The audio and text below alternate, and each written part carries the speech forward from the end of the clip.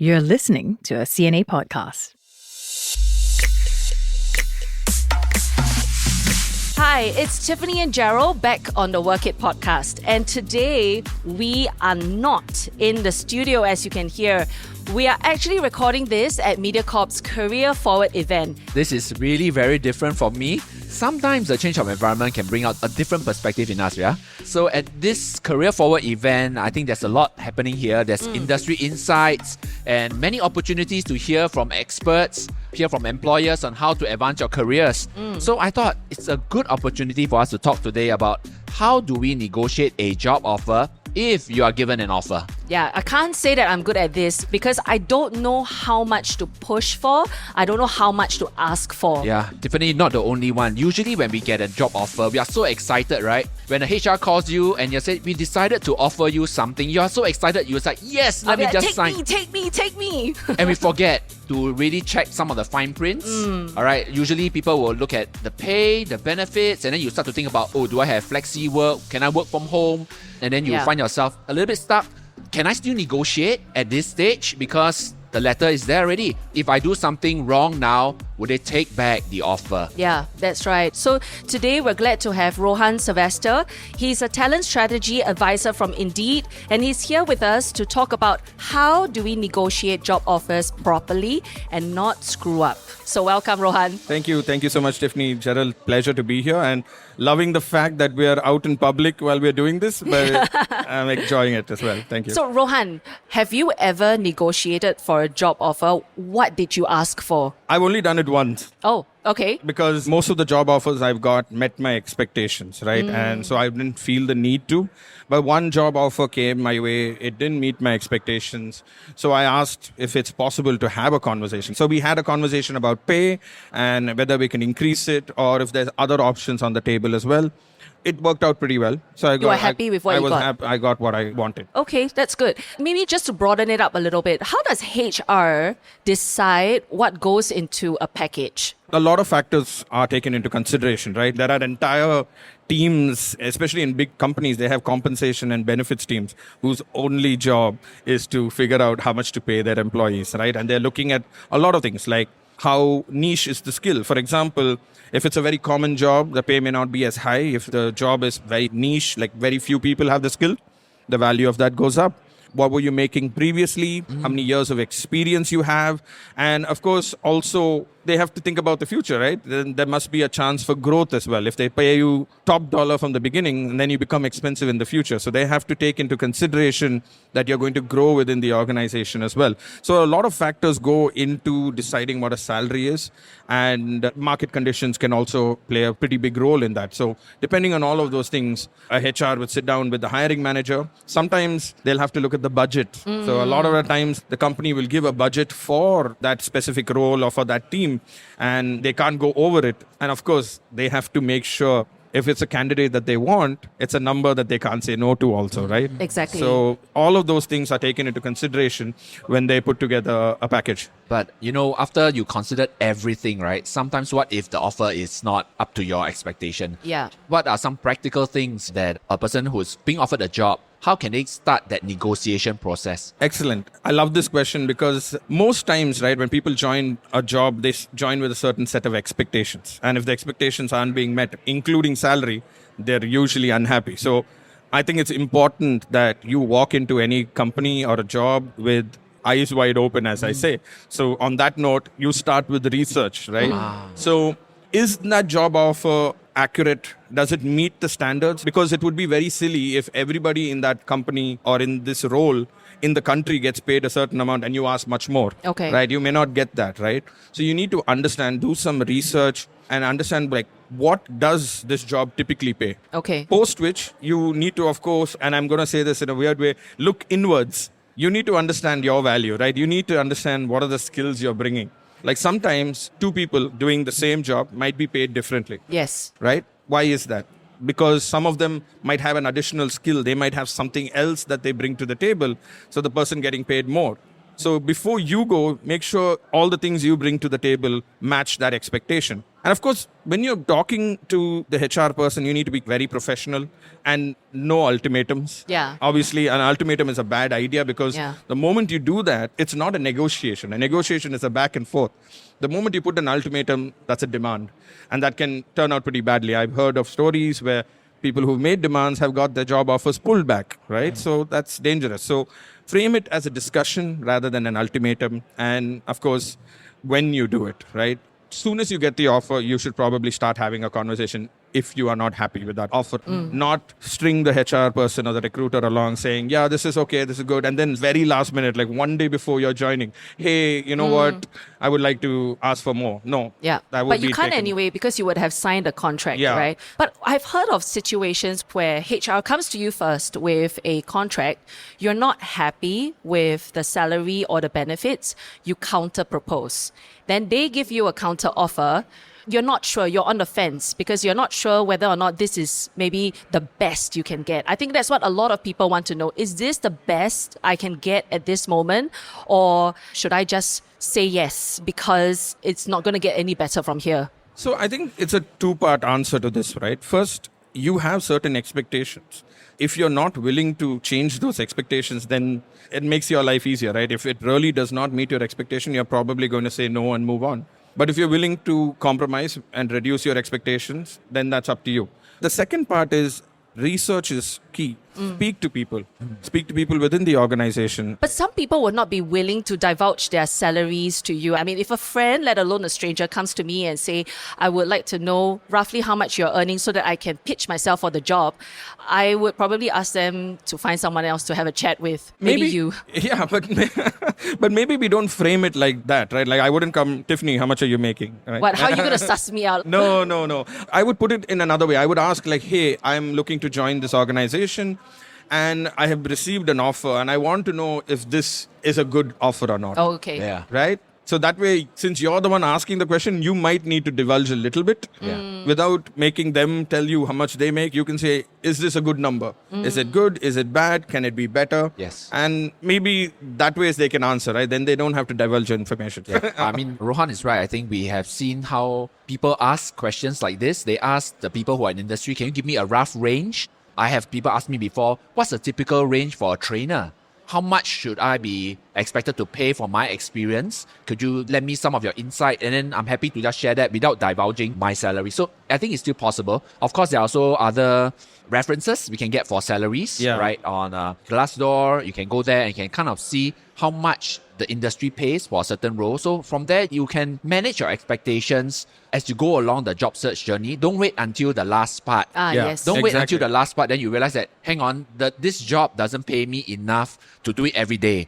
When you are leaving your old job, there are various reasons, right? It could be the culture, but pay can also be one of the reasons. And if you're leaving a company because you're not getting paid enough, then you better definitely have an idea of what you want. Yes, I like what Rohan said, right? It's not just about the pay. And it's also certainly not what you just sign off on the dotted line. If you get a high base and the benefits are poor and you realize the culture is bad, I don't think you will last very long to earn the money as well. So I think you got to really take a mid to long term view about your progress in the company.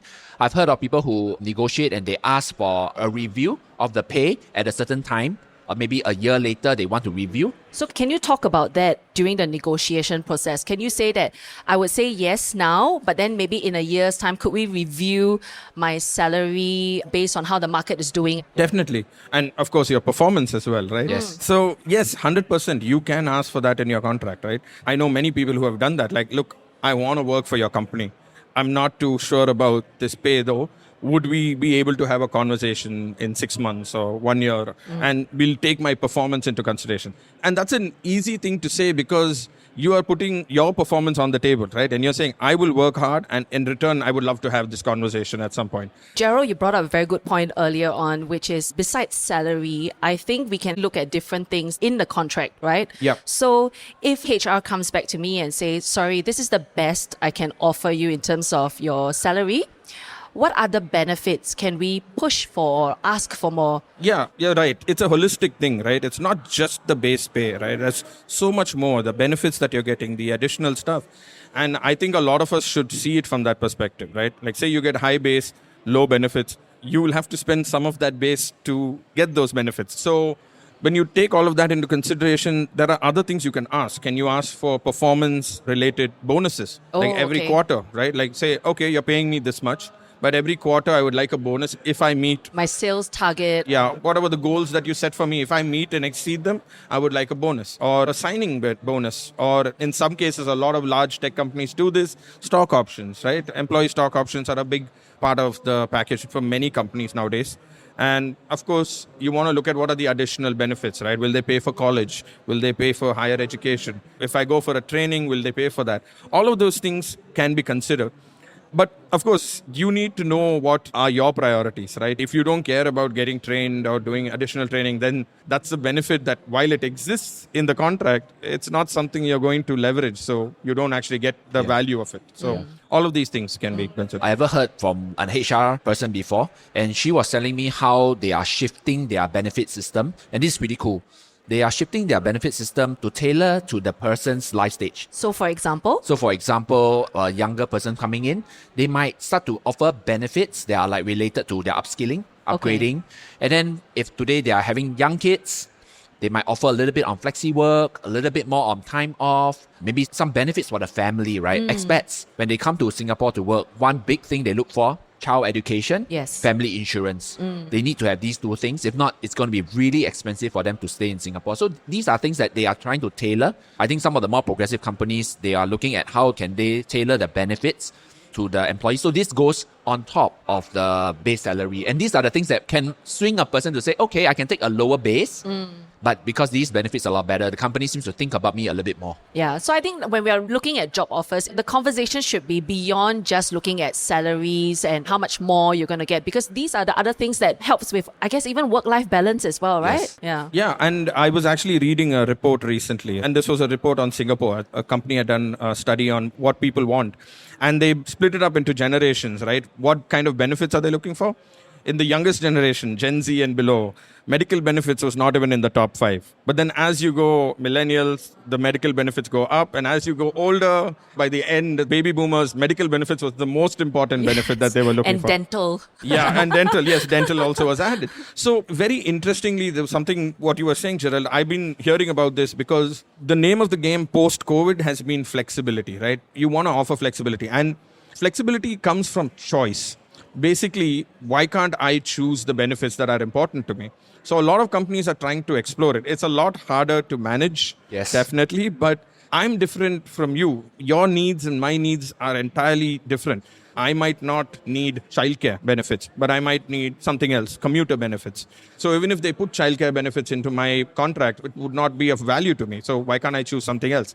We're seeing a lot of companies go towards that. Like you said, not just age, it's like wherever you might lie, what is important to you? Choose. Yeah. I think now we are venturing into the flexi work arrangement territory, which is why I think it's important to asking for a friend, when is the right time to ask what the company's flexi work arrangement policy is? I love it. This answer changed post-COVID.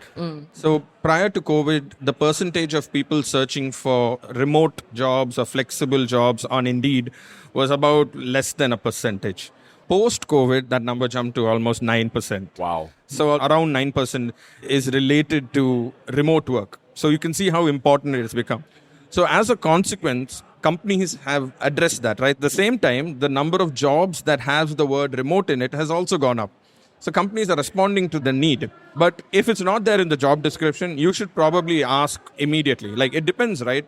If it's very, very important to me, that would be one of the first things I ask. Okay. If it's not that important, it's like, it would be nice to have, you can ask a little later. But it should come up before the offer negotiation itself, in my opinion.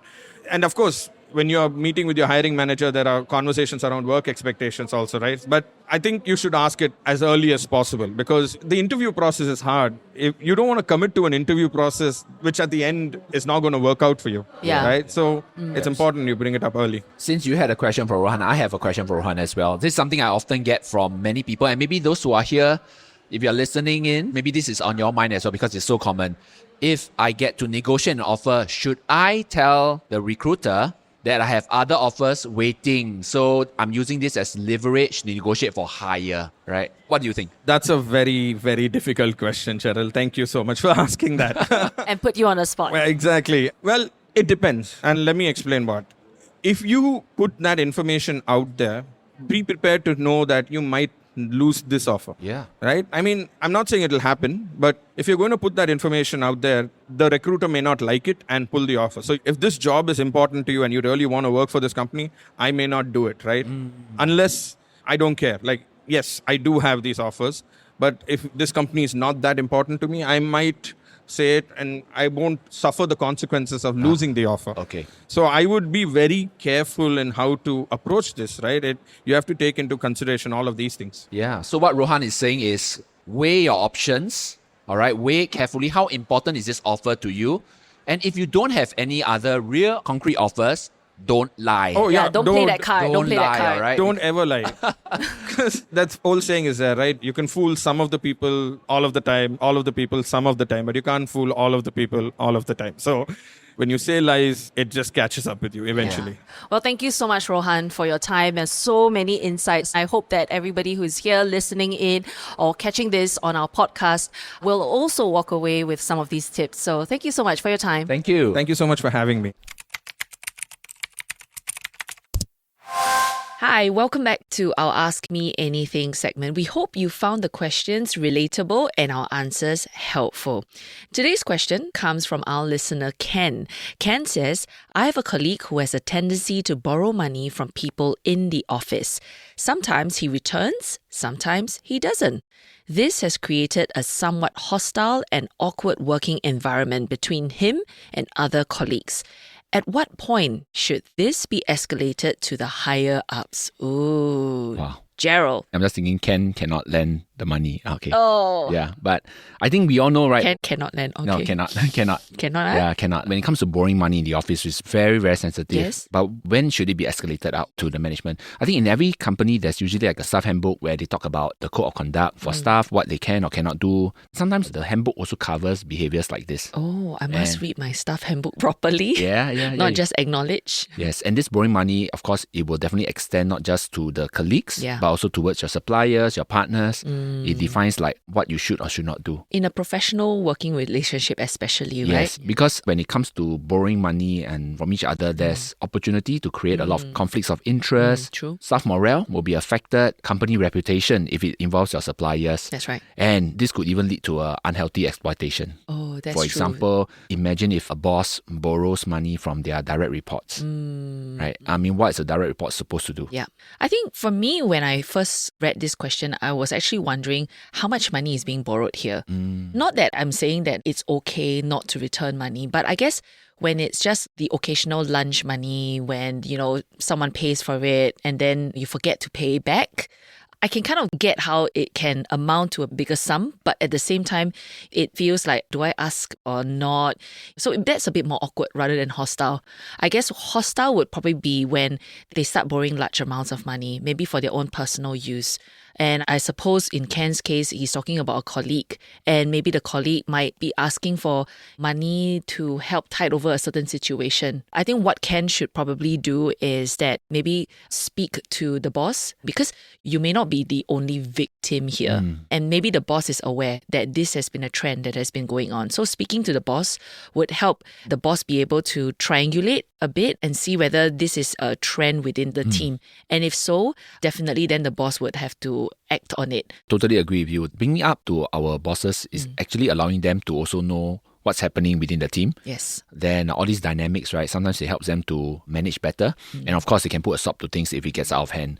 That's how you talked about what if the amount is small. Yes. Have you ever seen those colleagues that go out for lunch, right? Yes. And then they always say, hey, order one for me. And then yes. they never pay. Yes. Yeah, those kinds of colleagues, they get to people as well. Oh, okay, it's like every time when we go out for a meal, I'm always end up ordering for you and you never pay back. Right. Or never offer to pay. Yeah. I think it's not that you never pay back, but sometimes even offering to pay, because your colleague might want to just go, it's just a cup of coffee. It's really fine. Like, I don't need you to pay me back. But you need to at least say, hey, how much is it, right? Yes, correct. So if that's Ken's situation, because we don't know how much is it, right? I think it's okay to ask that person, can you pay me back, like for the drink or for the meal that I bought you this whole entire week? Or consolidate, right? Yeah, you don't have to say, consolidate. can you pay me back the $1.10 or whatever. You can say, hey, this week's drinks, it's $5.50. You can just pay now me. Yes, right? yes. Make it casual. Don't need to Yes. make it so awkward, right? Yes, I think with the digital payment now, right, it's so much easier. Last time you have to like $1.10 and put on the table. It looks They like... cannot find the 10 cents. Yes, but right now digital payment, it's so much easier to make that ask. Yes. Yeah. Well, Ken, I hope that our quick little advice here is helpful. I also hope that you will be able to get back some of that money. So if, like Ken, you find yourself having a work-related question but you don't know who to ask, you can always send it to us. We are at cnapodcasts@mediacorp.com.sg.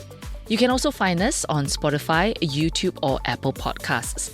The team behind the Work It podcast is Crispina Robert, Joanne Chan, Junaini Johari, and Saye Win. Sound mixing is by Carrie Lim, video by Hanida Amin. I'm Gerald. And I'm Tiffany. Have a good work week ahead.